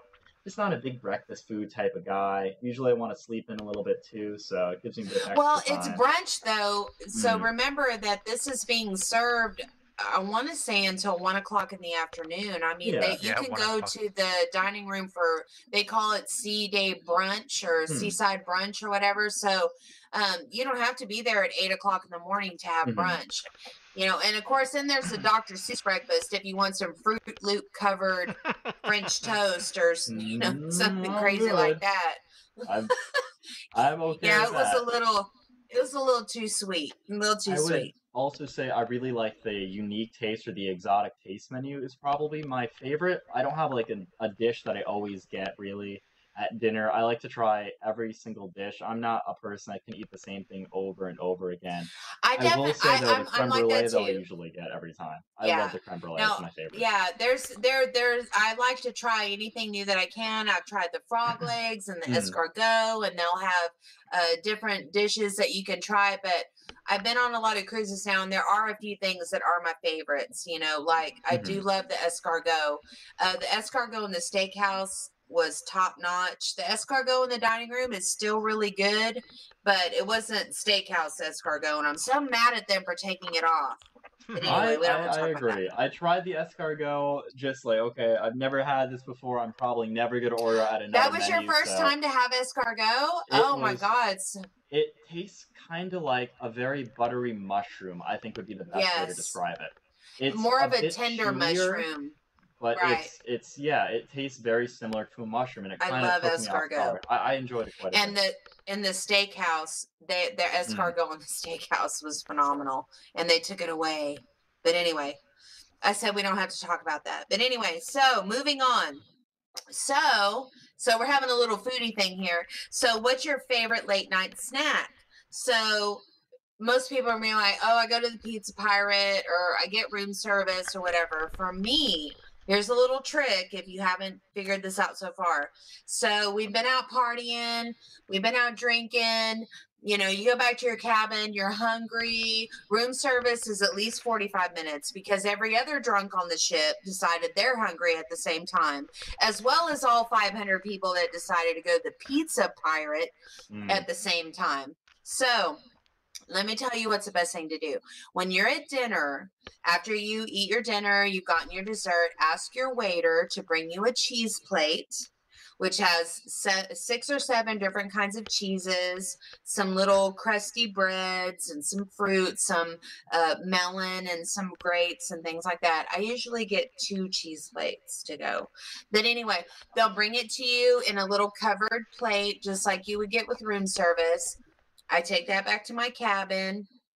That's my late night snack, is my cheese plate. Good idea. That's what I love. That is so good. It's the perfect snack before bed. It's not heavy. It's not like heavy, greasy pizza, you know, or having chicken wings. You don't really have to refrigerate it too much, too. Like, if you're going to eat it that night, it doesn't need to be refrigerated. Right, because cheese is really meant to be served at room temperature anyway. You know, cheese is kept in the refrigerator to keep it from spoiling, but it's not going to spoil in the course of a few hours. Exactly. And I find that cheese tastes better when it is room temperature anyway. So it's got a blue cheese chunk and a Gouda and a Havarti and all these cheeses and then the fruit. And if you haven't been at dinner too late, you could always stop by the Lido before that closes down, and they have the whole fruit bar going on. They've got melons and berries and all that. Put some fruit on your cheese plate, take it back to your room. That's my late night snack. You know, what do you like? Do you go to the Pizza Pirate, Matt? I mean, Pizza Pirate's great, just because it's a great way to socialize with other people who are intoxicated. So that's super great. I met a lot of people there and hung out with them for a while. The pizza's like at its peak precious at that time because they're making it pretty much fresh. I really That's true. One right after the other. If I have a fridge in the room, which usually most of the larger ships do have, I would go to the sandwich place, grab like 1 or 2 sandwiches around like 2 or 3 o'clock when they're not too busy, throw them in the fridge, and then I can munch on them, here or there if I want it. Or for the morning, if we are going off the ship, I got a sandwich. I don't have to wait for the breakfast cart to come over, give me my food. That's either kind of warm coffee, or it's cold, or it's hot, or it's not the right temperature. So sandwich in the fridge, I really like a lot, and it's nice to bring it with me on the islands. Yeah, just make sure that you don't bring any bananas or fruit because they have a banana sniffing dog, and he will find you and he will take your banana. Okay, don't be exposing your banana, Matt. Don't be exposing your banana. I will. Okay, I've seen him. I took a picture of him. So that's a late night snack. So then late night, then we're moving on. What's your favorite thing from room service? They've definitely changed up the room service menu. There were a couple things on there that I was sad to see go. They used to have like a shrimp salad sandwich that was really good. They had like a prime rib with brie. It was like, oh my God, this is really good. And it's room service. Now it's basically some sandwiches, some cold things. And then they also have some things on the room service menu now that you can pay for. And it's really cheap. It's like chicken fingers for $3, a pizza for $4. It's not expensive. It's just that it's not all free like it used to be. But really, my favorite thing from room service, if I forgot my cheese plate or I didn't go to the dining room that night, there's a question here. The hams and cheese sandwich, the turkey and cheese sandwich, it's loaded up with turkey, ham, cheese, crispy lettuce, tomato. It's got some potato chips and a pickle. So our sandwiches, are you able to take them off the ship? I've taken them off the ship with me. I've never been stopped. Usually the only issue is if you take fruit off of the ship or if you're trying to bring foreign food onto the ship, it can be an issue. But usually they kind of taking stuff off the discourage ship's you. not too They bad. do kind of discourage you from taking any food off the ship, period, because a lot of people too will take the little cereal boxes And to hand them feed out the to people, fish. yeah. No, they feed the fish Oh. with them, with the cornflakes and stuff like Oh. that. I think they kind of just discourage you taking the food off the ship. I think that really the biggest thing that they have a problem with, though, is the fruit. You know, because what if our Pesticides bananas or have a different random kind of bacteria banana or fly on it parasites, than they have? exactly. Yeah, exactly. So I don't think they would take your sandwich, but, you I know, would eat it right there. they might. You'd be like, I'm eating my And you're not turkey allowed to sandwich. bring this bottle of wine. I'm gonna need a moment then. Here, take this empty glass bottle. Moving on from food and booze. So the next one was, what's your favorite ship? I've said time and time again, I've mentioned it several times on other shows, my favorite ship is and always will be, unless they can outdo her, is the Liberty. She's beautiful, she's gaudy, she's colorful, she's sparkly, she's me in ship form is the way I feel about it. She's the color changing chandeliers and the wrought iron and the beautiful paintings everywhere. I just love the Liberty. She's I believe Liberty is Conquest class. She's not a giant ship like Magic or Horizon or Vista, but she's not little tiny like some of the other smaller ships that Carnival has. I think she's a perfect size. She's got the perfect curves. She's got the perfect colors. And we took one of our Diva cruises was on the Liberty, and it was just perfect because of all of our sparkly divas on this sparkly ship. It was like the perfect ship for a Diva cruise. But Matt, you've only been on what, Sally's 2 cruises? Profile over there. I've only been on 2 cruises, so I've only been on the Magic and the Triumph, and they're so vastly different. That was hilarious. It's hard to really compare them, so I'm gonna say that I don't have a favorite. I've only been on 2. What, you went on Magic and what? Magic and so the Triumph. So they're 2 well, Magic different is classes definitely of ship, newer and so bigger. Yeah, the Triumph is the same class as Liberty. Triumph and the Liberty were the same size, but Magic is the same size as the Breeze and the Dream and that. So, but anyway, that's my favorite ship. I love the Liberty. So the next thing is, so I've been on a lot of different types of cabins on all of the ships that I've been on. Been in interiors, balconies, ocean views, deluxe ocean views, portholes. I like to try out different cabins and see, because, you know, a porthole cabin isn't as expensive as an ocean view, but you still basically have a window.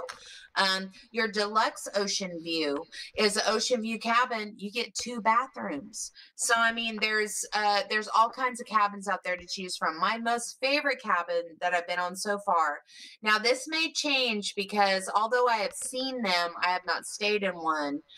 This upcoming Diva Cruise 5 with my main man Dwayne here is going to be a scenic ocean view, which is those cabins that have the gigantic, they're at the very forward of the ship, and they have these giant windows. As you can see everything. I've been in one, but I haven't actually stayed in one yet. But as of now, my favorite cabin is the aft balcony. And those are at the very back of the ship. And when you're looking at the ship, you can see the little balconies. Those are all cabins. They face directly towards the back of the ship. They're very funny, Keitha. Anyway, so they face the back of the ship. The balconies on the aft cabins, on the aft balconies, they're wider and they're longer than a standard balcony. Most of them all open up to each other, so you can have the balcony party going on if you have a group of people, which we took over the complete aft. I think it was last Diva Cruise. Every cabin on the aft was us. It was awesome. We had so much fun. Do not crawl over the sides of the balconies, though, people. That is very dangerous, right, Kim? You don't want to do that, ever. So anyway, so again, you haven't been in a lot of cabins, Matt, so I know that you probably, what is Bird doing the miserly, we got to go cheap thing and doing the interior? I mean, we've only been in interiors, and my only I knew experiences are I knew it. I've been in suites. with bird or without bird. I mean, it but was still a bit. in the Well, interior. I've Yeah, been in a suite, so. to me, I don't see the need to really upgrade past an interior. To me, it's just a place where I'm gonna sleep. I know other people might argue that, but I'm really never in my cabin. And it's just like I'm getting a not in my super cabin nice much either. hotel as well I anywhere. get it. I mean, I don't have a I huge get amount what of you're money, saying. so it can be different. I get what you're saying, but I will say this.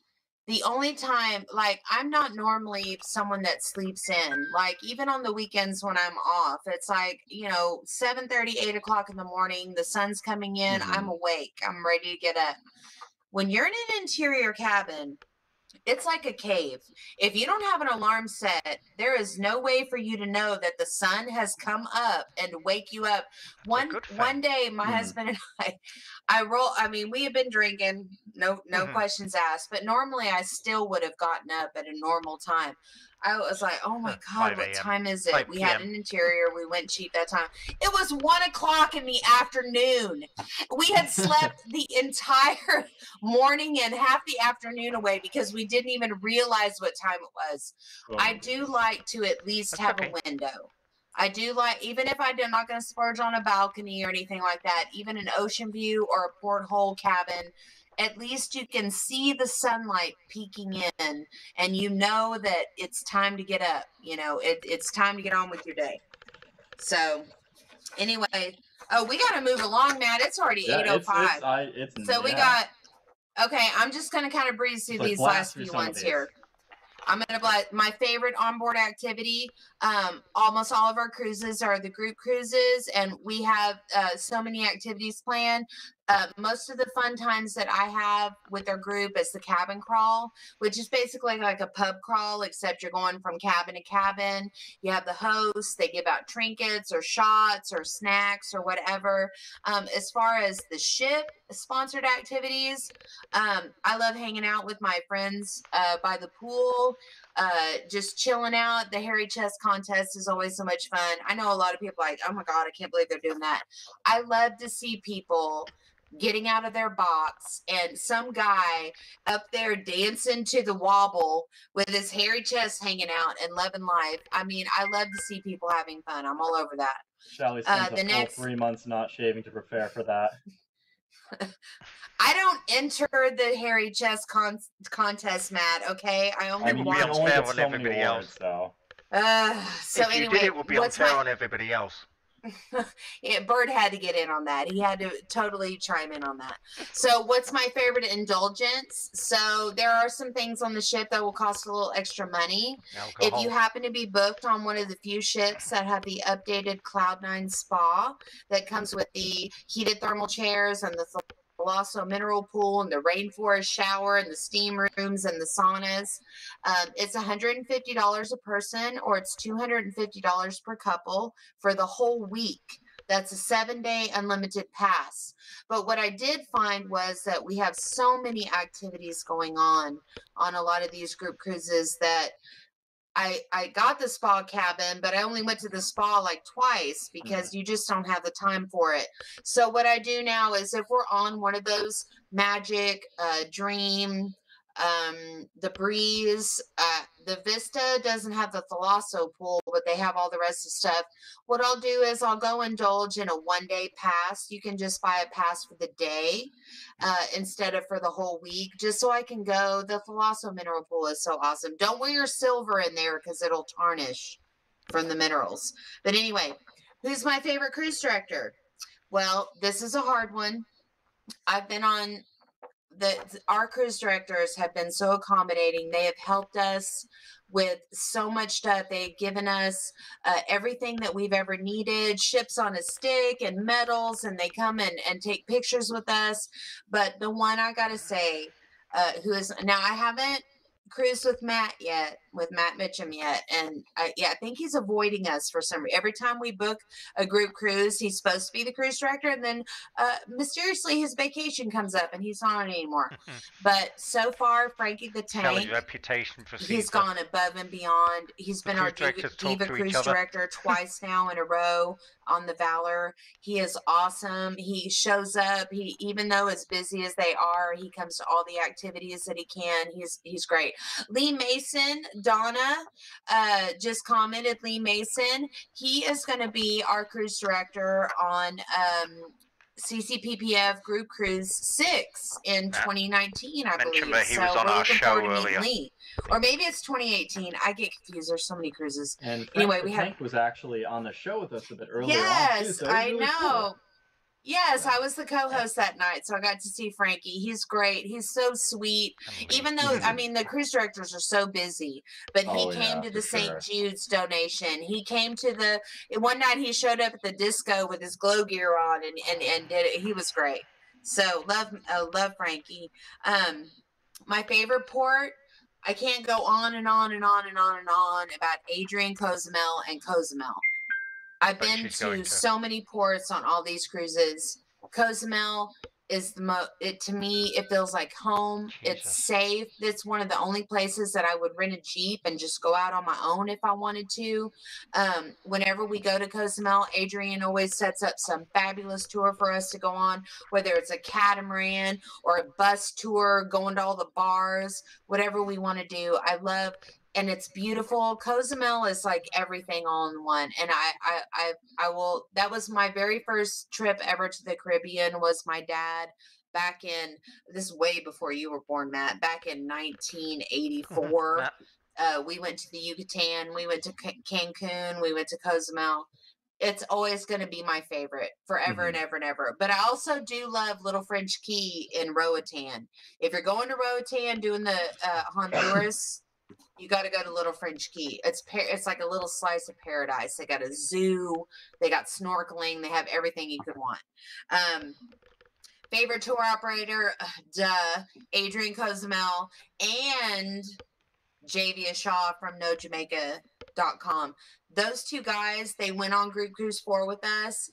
They got to actually party with us instead of being, and they did our tours for us when we got to the islands. I wish we were invited. If you're going to Jamaica, well, I wish you could have gone too, but somebody canceled that cruise because the scheduling conflict. I'm not sure. You were supposed to be on it. You're supposed to be shooting our video with your extra fancy equipment and stuff. But anyway, if you're going to Jamaica, you've got to talk to JV. If it smell, you got to talk to Adrian. Period. Nobody else that you should be going anywhere with other than them. Favorite excursion. Adrian, anything has to offer, the catamaran, the bus, Little French Key, they have the zoo, they have all of that fun stuff to do. They have great food, great drinks. The last thing, like, what's your favorite show? What do you enjoy doing? I kind of quit going to the big shows and the big showroom and all. I mean, you've seen one, I've seen all stuff, whatever. I mean, a lot of people love that. It's great. But Shelly, you're starting to have some computer issues there. I am? Yeah, it's like freezing up a little bit. Uh-oh. Well, I better wrap it up. I think my favorite show would probably be, I like getting all of our drunk friends and going to the late night comedy show and kind of harassing the comedian a little bit. We became great friends with Rob Little because we harassed him for a little while. He spent the rest of the cruise with us. So I've been blessed to go on a lot of cruises. I've seen a lot of cabins, a lot of ships. I've done a lot of excursions. But those are my most favorite things that I've done. Hopefully our viewers chimed in with what was their favorite. So maybe somebody watching the show that hasn't been on a lot of cruises will be like, oh, I want to try that. Or, oh, I want to go there. So hopefully everybody will do that. It's already 8:12, Matt. 9:12. 9:12 here. We got through it. We got through it. Let's go to the next one. Thanks, Shelly, for coming on. Chris is the cruise director on the Carnival Dream, and every other week he brings us a little behind-the-scenes segment from crew life. This week we find that he has a small or not-so-small animal problem that are eating the food in the crew mess. Well, hi everyone, this is Chris, the Flying Scotsman, here on the Carnival Dream, and welcome to another segment from Life of a Cruise I don't know if you got time to Keep go to the tuning in bathroom, every I'd week to hold get it. these little segments, and of course, watch it all live on CruiseWeek TV. Keep watching. Flying, oh god. The majestic dinosaur.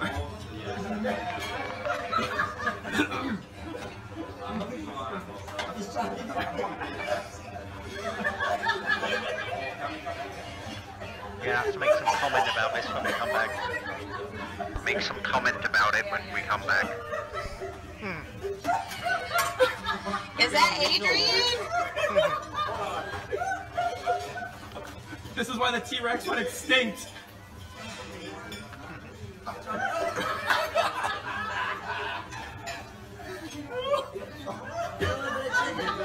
So,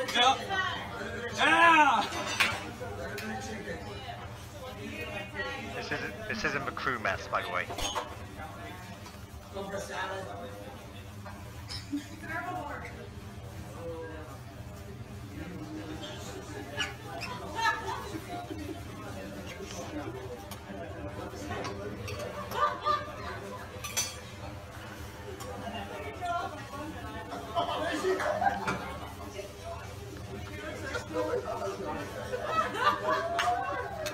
What did you order? Chicken.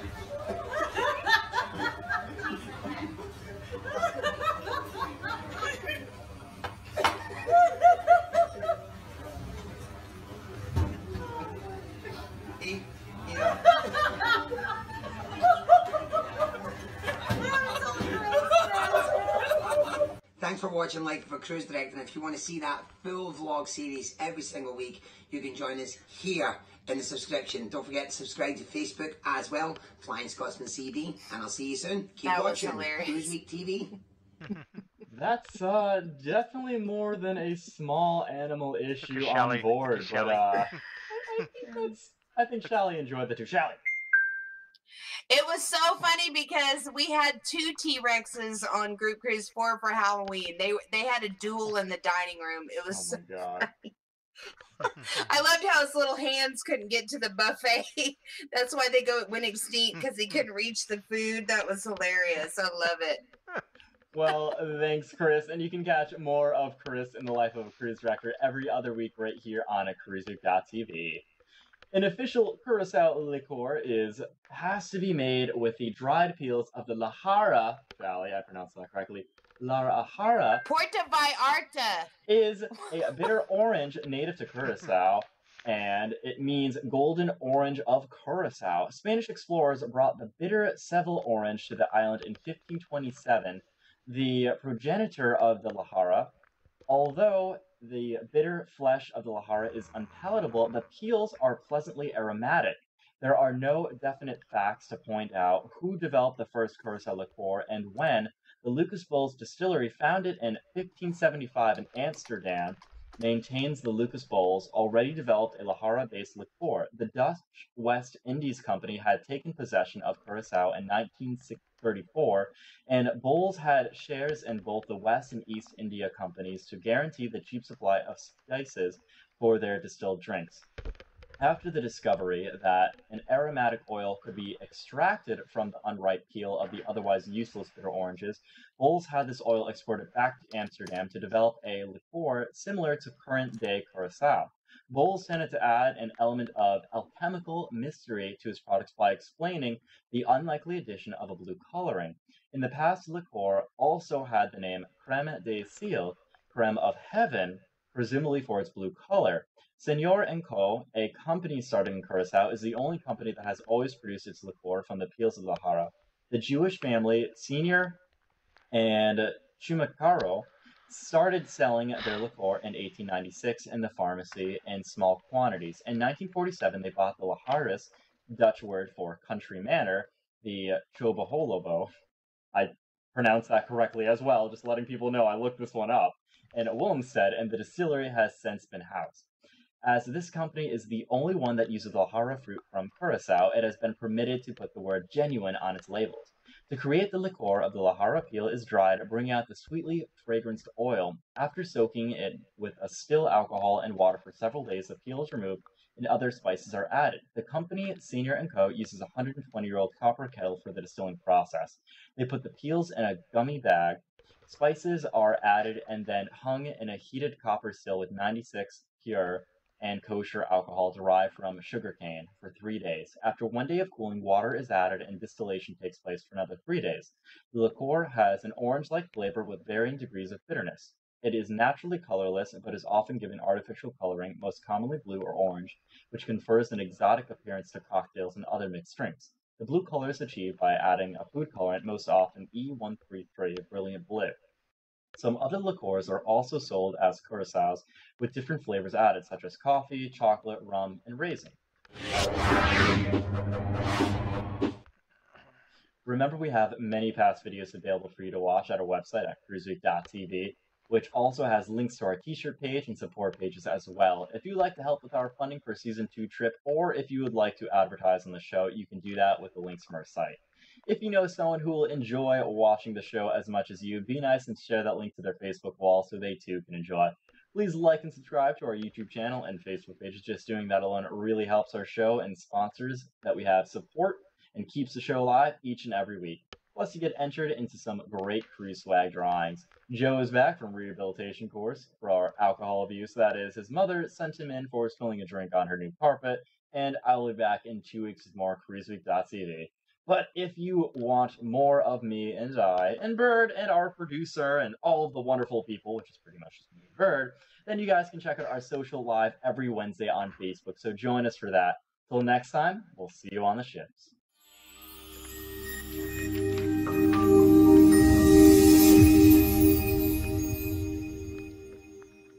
Stand by.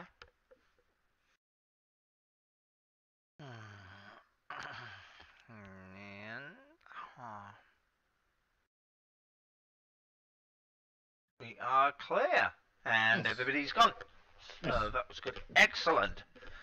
Thanks everybody for watching behind the scenes camera. I hope you've enjoyed that. And we will see you next week. Same time, same place, same map, different guest.